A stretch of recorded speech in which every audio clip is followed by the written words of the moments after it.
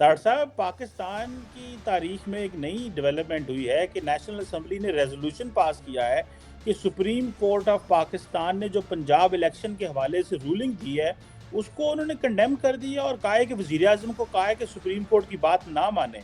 और उधर से इमरान खान भी कहते हैं कि मैं फ़ौज से बात करना चाहता हूँ, इस्टेब्लिशमेंट से बात करना चाह रहा हूँ। कल जो है वो पाकिस्तान के अंदर नेशनल सिक्योरिटी कमेटी की मीटिंग हो रही है। इसका मतलब ये है कि मिलिट्री और सिविल लीडरशिप जो है वो कोई ऐसा फैसला करने जा रहे हैं इलेक्शंस के हवाले से कि जो कि इमरान खान और सुप्रीम कोर्ट की जो मंशा के खिलाफ होगा।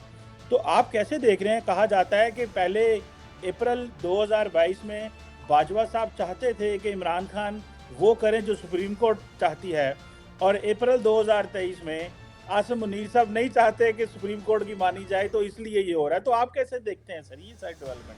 चीमा साहब, एक खैर मेरे लिए कोई नई चीजें नहीं है, नई खबरें नहीं है। उसकी वजह कि Pakistan is a land of unpredictable, वहां पे कुछ भी पॉसिबल है, कोई शक नहीं है। क्या पता है आज रात को हम सोएं तो सुबह बिल्कुल हर चीज ही तब्दील हो जाए, कोई पता नहीं इसमें, और माजी में हो चुका है। लेकिन इंटरेस्टिंग चीजें जो हम आज आपसे डिस्कस ये करना चाहता हूं कि मैंने आज उस प्रोसीडिंग की, नेशनल असेंबली की तकरीरें सुनी, कुछ उसमें बड़ी इंटरेस्टिंग थी। पटेल साहब हैं जो पीपल्स पार्टी के लीडर हैं, उन्होंने कराची से उन्होंने अपनी तकरीर में कहा, उन्होंने कहा कि हमसे अदलिया निकलती है। हमारा अगर आप सही आईनी हमारा हक देखें, हम माँ बाप हैं अदलिया की।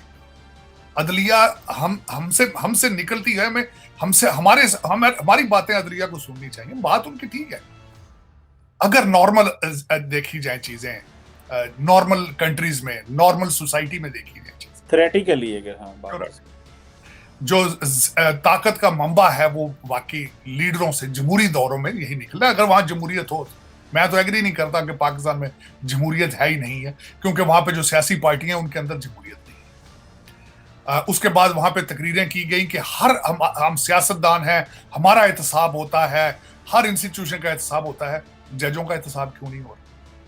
नूर आलम साहब ने एक बड़ी धुआंधार तकरीर की, उन्होंने कहा आप किस कानून के जरिए अपनी तनख्वाहें बढ़ाते जा रहे हैं। फिर उन्होंने कहा कि मैं वाहिद एक ऐसा क्योंकि वो कायमा कमेटी के चेयर हैं, वो कहते हैं कि मैं करप्शन के केसेस पकड़ के भेजता हूं, ये स्टे देते हैं। मेरे अदम एतमाद की उन्होंने बात की। शहबाज शरीफ साहब का अभी तकरीबन घंटा पहले एक नई स्टेटमेंट आई है, उन्होंने कहा कि अगर आज भी फुल बेंच बना दिया जाए और उसका जो फैसला आएगा हमें एक्सेप्टेबल होगा। लेकिन उसके साथ उसके तनाजर में मैं एक बड़े मंझे हुए जर्नलिस्ट हैं, उन्होंने एक वीलॉग किया और उसके उन्होंने कहा कि ये तख्ते पंजाब का झगड़ा है। बल्कि मैं माजरत के साथ उससे पीछे थोड़ा जाना चाहूंगा कि इस वक्त जो उन्होंने जो रेजोल्यूशन पेश किया है वो बड़ा टेक्निकल तरीके से उन्होंने किया। जो उसको पेश करने वाले थे वो बलूचिस्तान से थे, उसके बाद तकरीरें करने वाले सिंध से थे, पंजाब की नून लीग है। मैसेज भेजा गया है कि सारा पाकिस्तान इकट्ठा है अदलिया के खिलाफ। लेकिन उसके बरअक्स, और खासकर उसमें जो मेमन साहब है उन्होंने स्पीच में कहा है कि अगर इलेक्शन के रिजल्ट इनको एक्सेप्टेबल हो तो हमें कोई एतराज नहीं, लेकिन अगर ये सिंध से भी और बलूचिस्तान से भी हारेगा तो ये इलेक्शनों को मानेगा। उनकी बात ठीक थी। उन्होंने साथ ये स्टेटमेंट एक और दी, उन्होंने कहा देखा ये कभी आज तक किसी असेंबली में क्यों नहीं आता? इसलिए नहीं आता कि सवाल और जवाब से घबराता है। प्रेस कॉन्फ्रेंस करता है तो नहीं करता, और अगर कोई करे तो उठ के चला जाता है। कोई सवाल इसको पसंद रहा तो उठ के चला जाता है। ये मुनाजरा टाइप सिटिंग में बैठना ही नहीं चाहता। ये किस किस्म का सियासतदान है? ये उन्होंने एलिगेशन लगाई। अब मैं उसके बाद बताना चाहूंगा उस आर्टिकल की तरफ जो उन्होंने वीला किया, जो आपके एक जर्नलिस्ट, उन्होंने बात बिल्कुल 100% उन्होंने कहा तख्त लाहौर का झगड़ा है, पंजाब का झगड़ा है, पंजाबियों का झगड़ा। उन्होंने अपना उसमें दलाइल ये दिए हैं, 13 करोड़ आबादी का सूबा पंजाब है, 149 इसके एमएनए सीटें हैं इनकी, और इमरान खान भी पंजाबी है, शहबाज शरीफ भी पंजाबी है, बंदयाल साहब भी पंजाबी है। और उन्होंने उस केस के तनाजर में उन्होंने एक और बात की है, उन्होंने कहा देखें इमरान खान शहबाज शरीफ के साथ नहीं बैठना चाहता, बात नहीं करना चाहता, बंदयाल साहब फायज काजी ईसा के साथ नहीं बैठना चाहते। ये पर्सनल ईगो का problem, and Pakistan is suffering. मार कौन खा रहा है? चीमा साहब, आप जैसे, मेरे जैसे सफेद पोश लोग, शरीफ लोग।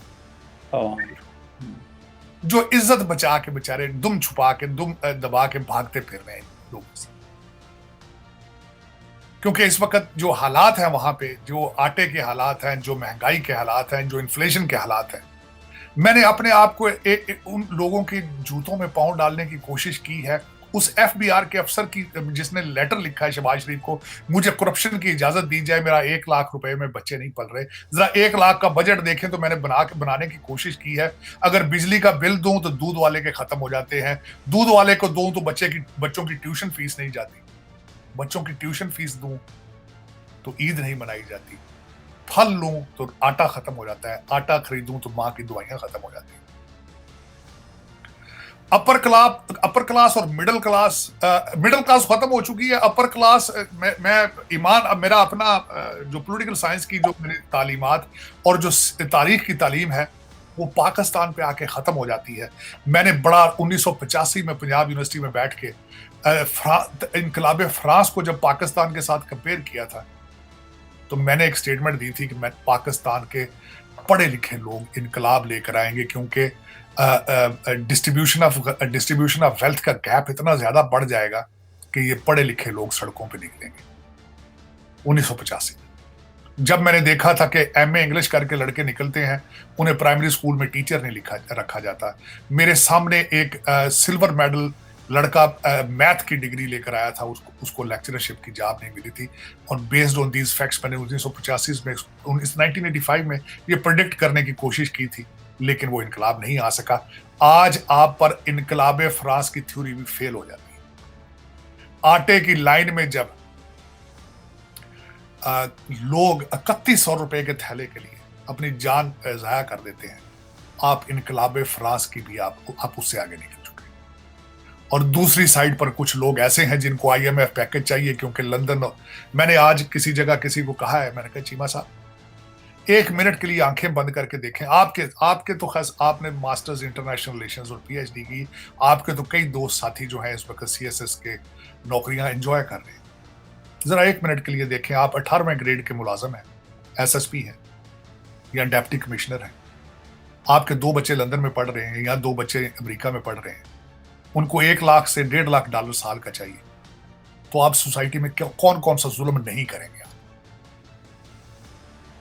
अब हर आपको आदमी नजर नहीं आएंगे, आपको वो लोग थाने के अंदर, आपको वो मुजरम नजर नहीं आएंगे, डॉलर नजर आएंगे, डॉलरों की शक्ल, आपको वो पाउंड नजर आएंगे। आज पाकिस्तान में यही हो रहा है। आप कह रहे हैं आप जज हैं, आप सेशन जज, मैं कहता हूं छोड़ दें, आप ब्रिगेडियर हैं, मेजर जनरल है, आपके 2 बच्चे पढ़ रहे हैं, आप क्या करेंगे?